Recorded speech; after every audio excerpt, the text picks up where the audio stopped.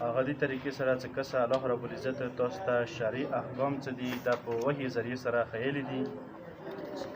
نو چې کله هم تاسو سفر کو د جهاد دپاره نو بیا چې کله فیصله راشي نو دغه فیصلې بیا د شرع مطابق کوو.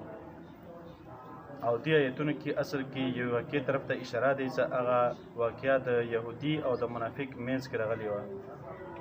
په دې طریقې سره چې دغه یهودي څه و د یو مسلمان کور نه غلا وکړه او څه دي کې د جنګي سامان مطلب توره وغیره دا شیانو او څه یوه توره اوړه د اوړې راواخیستلو او دی کور ته یوړو.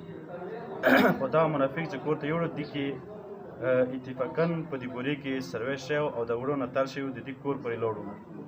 چې کله دا منافق خبر شو نو دې راواخیستلو او منافق کور ته یوړو هغه ته امانت کې کېږدولو. نو دا واقعه دی. بیا دا واقعه کېدل نبي کریم صلی الله علیه وسلم ته دغه راغلله او نبي کریم صلی الله علیه وسلم چې دغه فیصله دغه منافقو قسمونه وکړو او د دې د منافق باره کې فیصله وکړه چې یاره دا په حق کې دی او یهودي څه دی دې باندې سزا یې مقرره کړه. او دې خاطر ته خبره ورسېده چې نبي صلی الله علیه وسلم د دې یهودي نه لاس کټ کړی وی. نو په دې ټایم کې الله رب العزت دغه آیتونه نازل کړو او الله تعالی دغه خبره د نبي کریم صلی الله علیه وسلم ته وحي په ذریعې سره وښیله چې یاره دا منافق څه دی همدا یو غال دی او یهودي څه دی یهودي غال نه دی دې سره بلکې امانت یې ایښی و. نو دې ته نه ان انزلناه الیک الکتاب بالحق لتحکم بین الناس تر هغه اخري پورې چې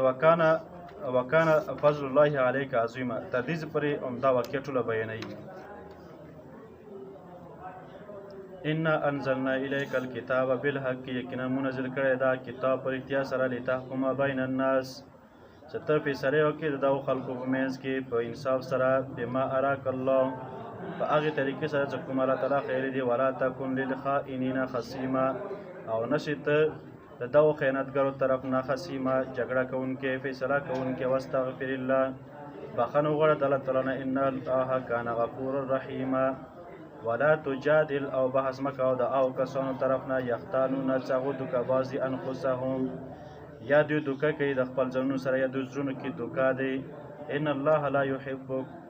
یقینا الله تعالی محبت نه ساتي من کان د هغه چا سره خوانه چې دوکهباز وي اسیمه ګنهګار. یستخفون من الناس دیو شرم کوي د خلکو نه ولا یستخفون من الله او دیو شرم نه کوي د الله تعالی نه چې وهو معهم او دا د دوی سره دی. کسه دغه خلک عام طور باندې دنیا کې دا ترتیب کوي چې د ګناه کار کوي نو انسانانو نه پټوي او زړه کې دا نه وي چې الله تعالی مسره هر ځای کې رسره دی او کسي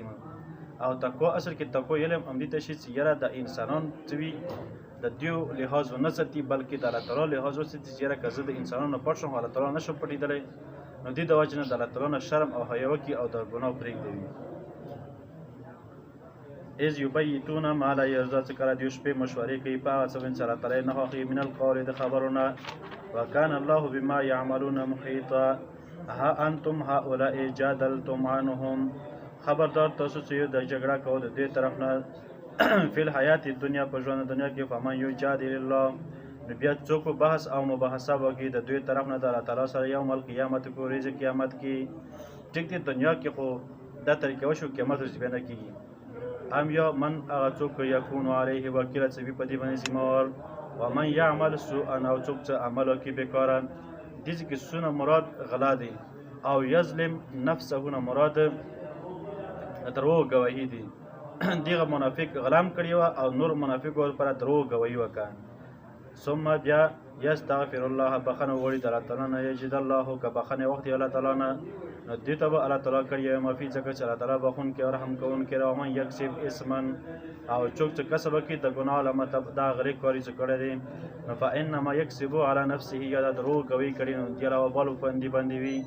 وکان الله علیما حکیما. ومن یکسب خطیئة او چې څوک هم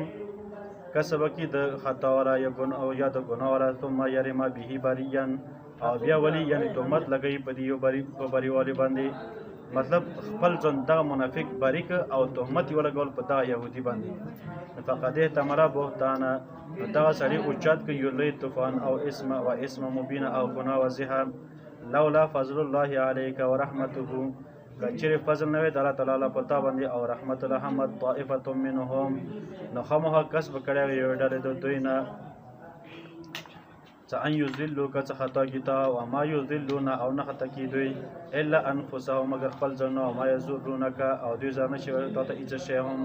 وانزل الله عليك الكتاب یقینا الله تعالی نازل کړی په تا باندې کتاب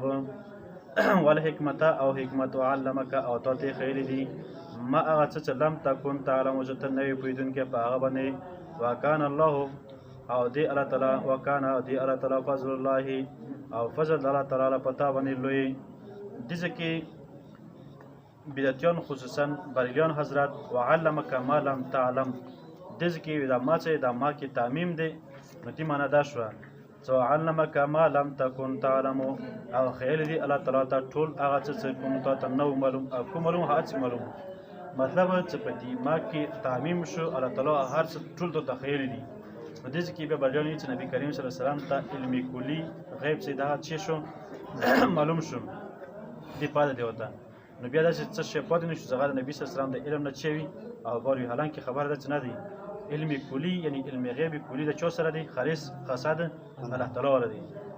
د دې کې مفسرین بحث کړی دی تفسیر روح المانی او همدارنګي مراد جوان شو او نور ګڼ علماو کړی ویره ټیک دی دا خبره سمونون چې دا من او ما چې تعمیم لپاره چې کو ارزه تعمیم لپاره نه وي کله کله خاصه معنی لپاره مرچی او د دې کې مناب دا کې چې علم کمالم تكون تعلم د چنه الله تعالی ټول هر څه ته خیلی دی علم یو ته علم کلی او تور کړي نه بلکې چې کوم ضرورت او کوم خاص شنو بس هغه شنو خبر نبی کریم صلی الله علیه وسلم ور کړی